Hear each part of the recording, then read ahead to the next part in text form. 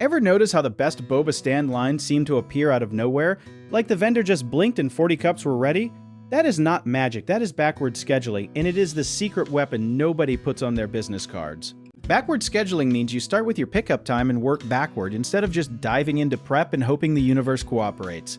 Think of it like planning a road trip by picking your arrival time first, then figuring out when you actually need to leave the driveway. Let us say your first pickup is at 10 in the morning sharp. You do not start chopping fruit at 9:59 and pray, you count backward through every single step until you land on your real start time. Here's where most new vendors mess up. They only count the fun stuff like mixing and blending. They forget the boring parts, like the tapioca pearls that need to simmer for 25 minutes and then rest for another 20. That rest time is not you being lazy, that is chemistry doing its job. Skip it and your pearls turn into little rubber bullets nobody wants floating in their drink. So, you take your pickup time, subtract the active prep time, then subtract the passive time like resting, chilling, or steeping.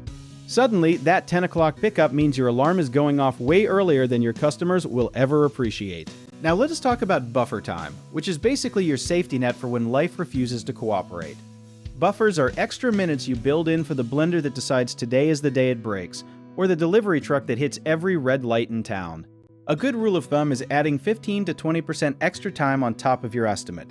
If you think prep takes 2 hours, plan for 2 hours and 24 minutes, because Murphy's Law loves food vendors specifically. Here's a common misunderstanding. People think buffer time is wasted time.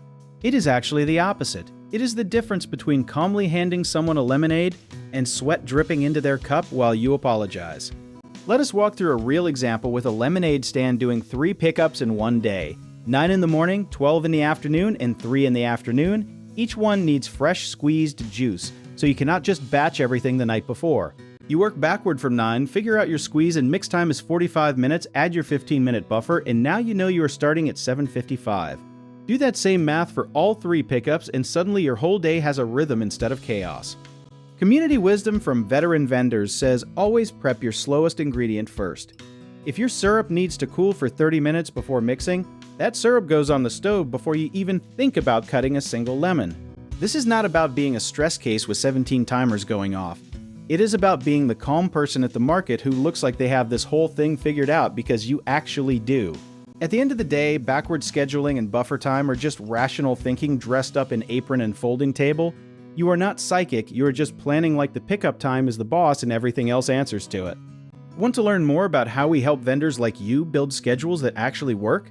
Check out the links in the description below.